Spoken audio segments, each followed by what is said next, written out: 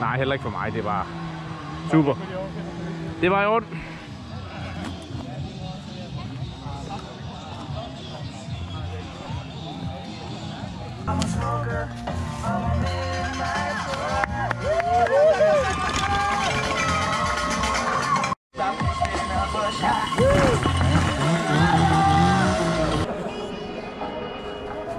Jeg kommer lidt tid.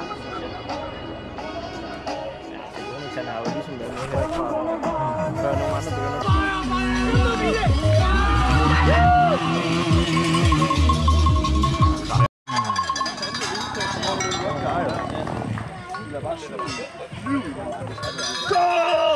Hvor blev fucked af?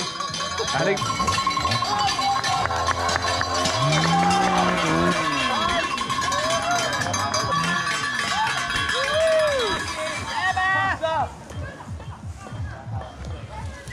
Jonas er først.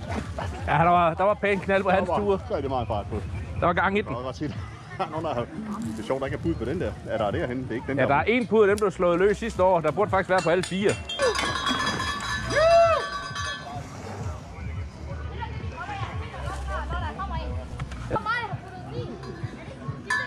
Dennis han overskrider for tennisalbum, hvis han skal starte den motorsav så mange gange. Altså, han skulle...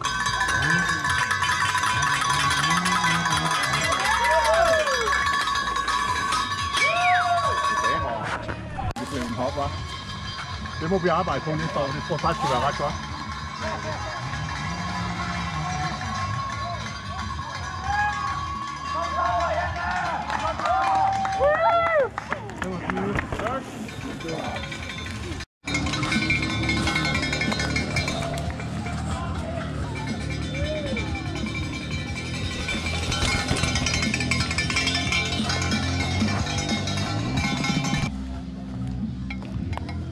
Er den der stemt, unge mand?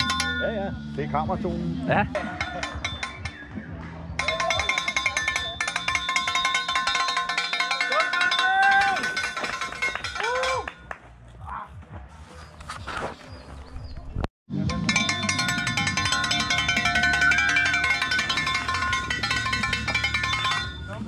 Sådan. Klar?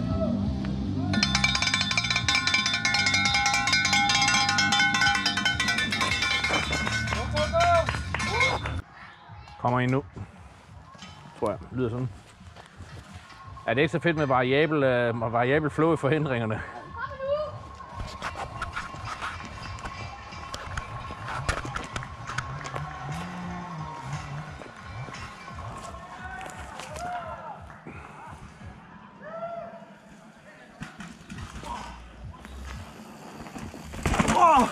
Sådan der.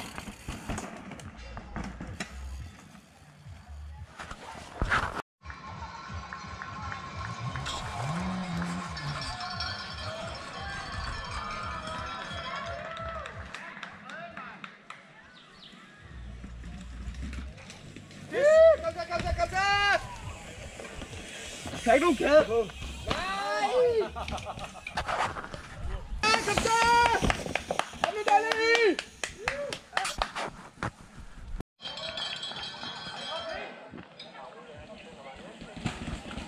Sådan! Kom så! Så skal vi i mål! Kom så!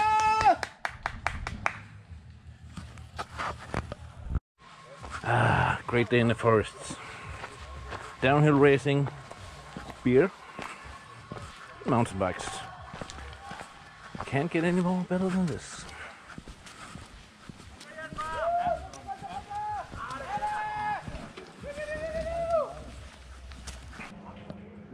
Du får en chance med at få et hold. Ja, tak! Det er sport, vi skal tabe det søn. Yes! Du har overlevet. Sådan. Hæft, det er stærkt, mand. Nej. Kom nu! Så jeg hopper op igen. Hånd. Kan den? Nå, det kan godt. Ja. Okay. Sådan en fylder jo. Hvor gik det galt, men? Den der. Det er måske deraileren, der. Kæden sidder egentlig, hvor den Skal jeg holde den, eller hvad? Og løfte den, så kan du køre. Det ser mærkeligt ud, det der. Ej, du har også virkelig kastet den hårdt i. Ja, den er toast. Jamen, den gjorde det også i går. Nå, okay.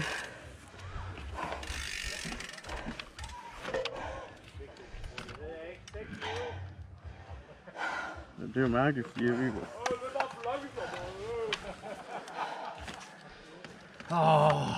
What a feeling! Og kæft en forskel for lige at hilse på det der, på stå så stille og roligt. Og det sagde, når man kommer ned. Det er nok også derfor, vi alle sammen gør det et eller andet sted. Ja.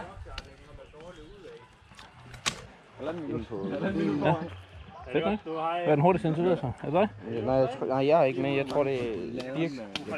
Ja, Birk, ja, okay. 24,5 eller 24,5 sekunder. Hold nu kæft, jeg var død 3 gange, inden jeg kørte ned jo. Ja. Ja, okay, fedt. Hvor mange er I tilmeldt, ved du det? Eller kan du se det? 2 gange 3, det godt. Op igen! Ja! Sådan, mand!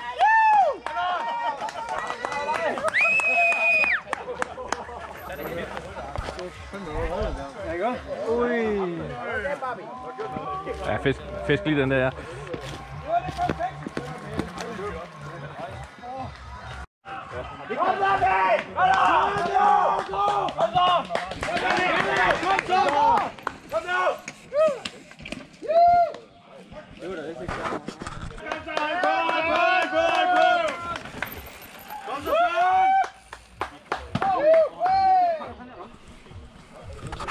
So, we're walking the first track you saw. This is the mid part where I came flying down. 2 big jumps, zigzag all the way to the forest. And this is a loose corner after this big jump up here. Downhill. Now is the start tunnel, the starting tower, so the downhill end.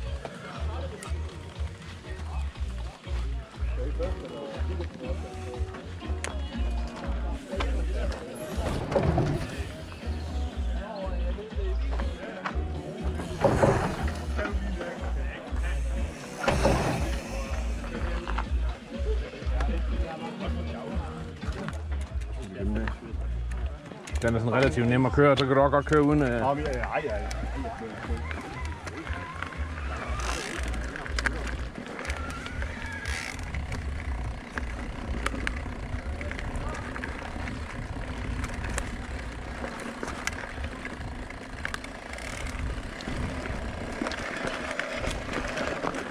Har du det? Jamen for fanden.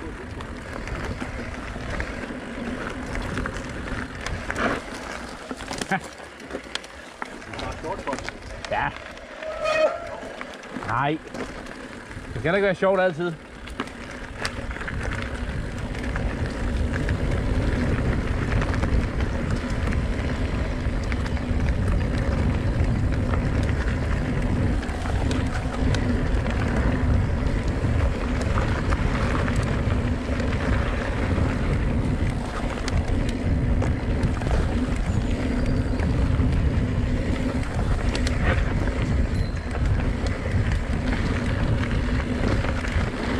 Vi skal ikke dytte det om bagved.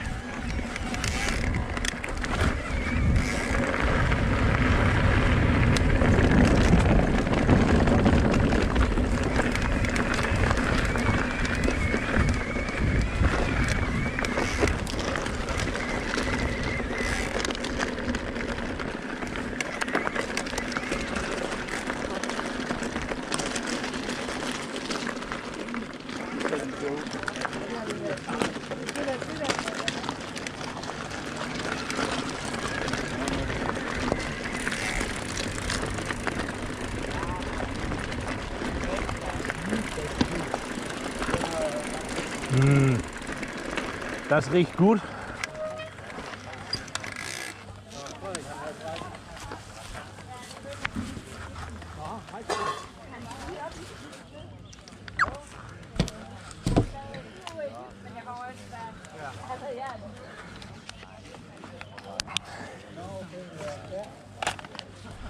Kom så.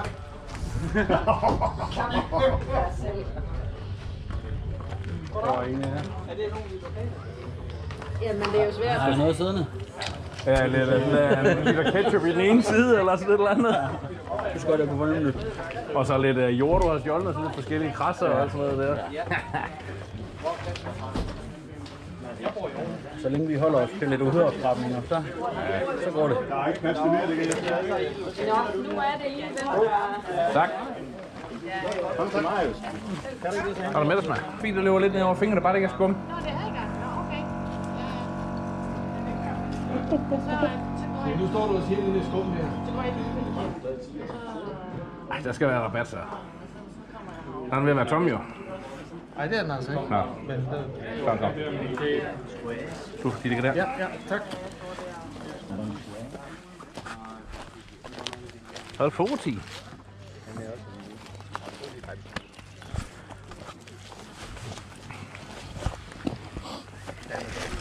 Ja, der skulle spille lidt synlighed der. Vi skulle have fadelsalé, men der mangler strømkabel stå. En generator? Der var et sted dernede, hvor det støvede helt sindssygt, når de kom forbi. Så Altså, folk man kan godt få lagt sit kamera op og sin telefon og noget på den store viking dernede. Oh, det er rigtigt, du står her. Jeg skal lige have... Du ved, bakken er bare på samme dag. Det var Det du? Jeg har rundt af min øl. Så er det...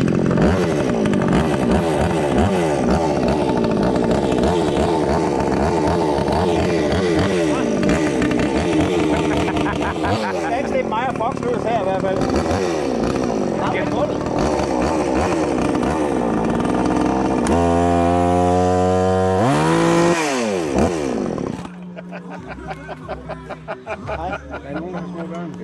Ja, og det er min egen tur. Og det er vel at mærke små. Og de skal lære at sove til en totræk. nemlig. Ja, lige præcis. Det er vel at Jeg mærke. får øjenkontakt med Thea, hun ikke går sådan noget til mig, så er alt godt. Morten, det er nogle har små sidste bog. Det bliver bare sådan... Det klip derhen af. Oh.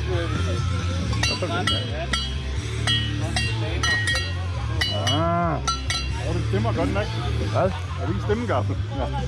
Må jeg prøve? Den lyder som Kashima.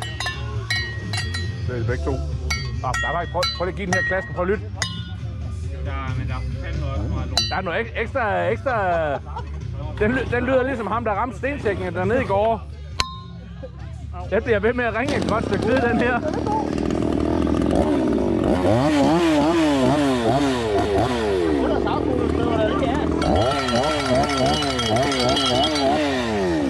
Det er godt.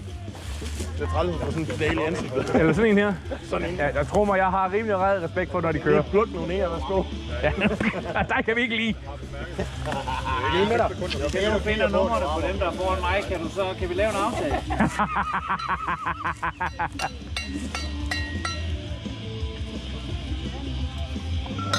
All hail the downhill.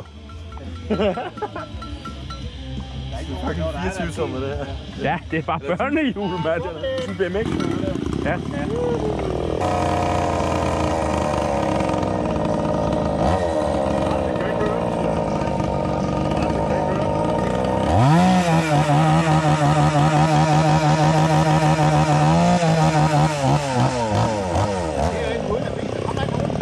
Kommer ind nu.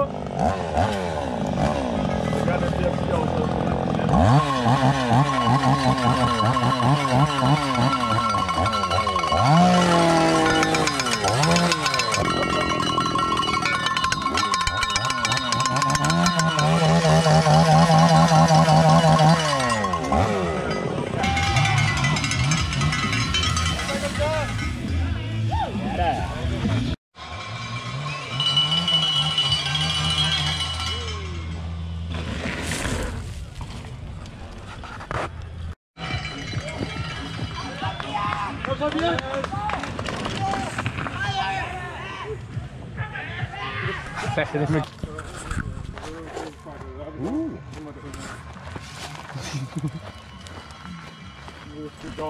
Så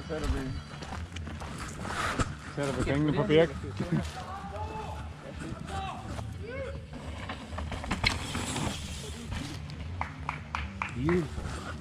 Be beautiful. Altså, man hopper gerne, det er bare at gå ud over din knæ.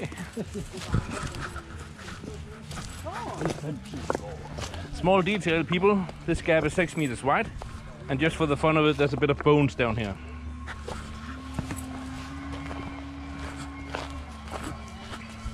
Down to the last part of stage 2. Jeg hopper lige herover, og der bliver lavet til at finde nogen. Okay, kom ind.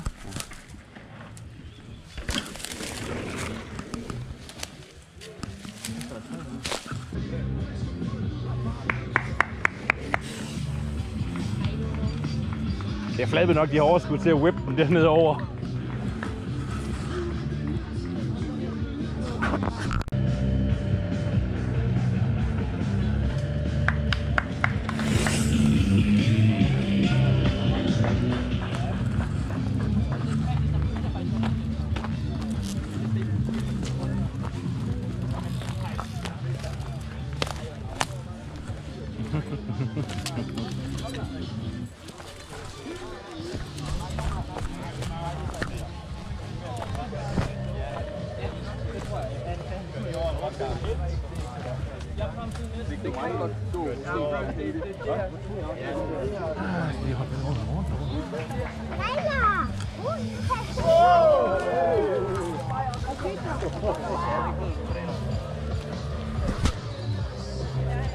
Det var ikke dig, jeg skulle have spillet. Du må gerne spille mig.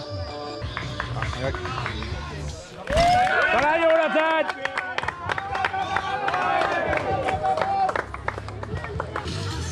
There's the speaker, right in the middle of the jump.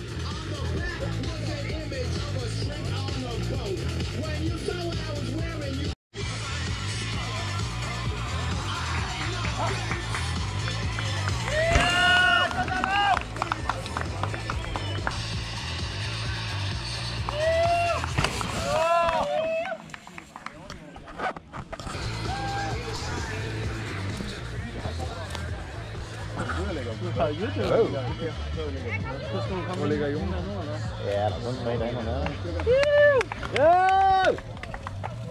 Ja, det var Jonas, den ene af dem. Okay. Walking back up. Note to self. Remember water. Because there's no beer in my hand, so you need some kind of fluids. And it's hot.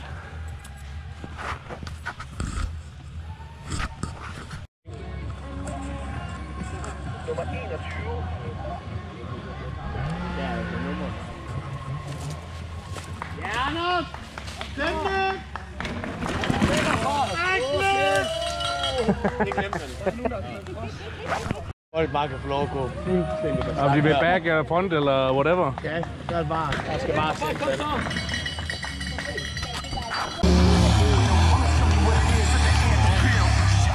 Og det er også det der med, at det er en gang, det er bare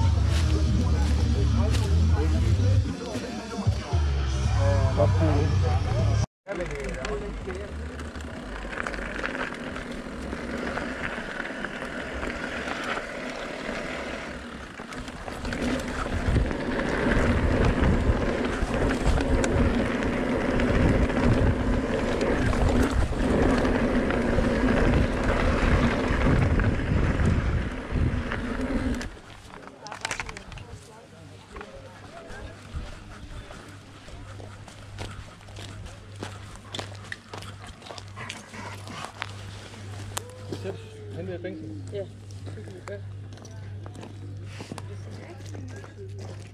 Der er mad. Ja, det er Nej. det. Ja. Det er en halv labrador, det der. Hey. Ja. Gizmo.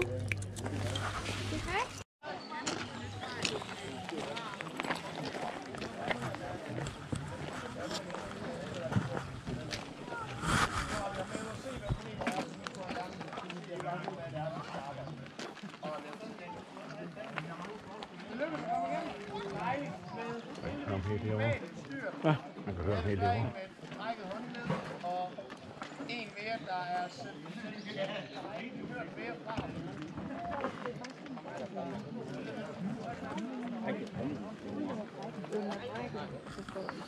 Snart vi får noget, så det er fedt, at han også er okay. Fedt, at I er så mange, der gider at komme igen og igen, og være med til at skabe den her dejlige Dennis Horn hørebræt. Jeg kan ikke høre noget alligevel. Det er dejligt, at der er så mange, der gider at komme med til at skabe den her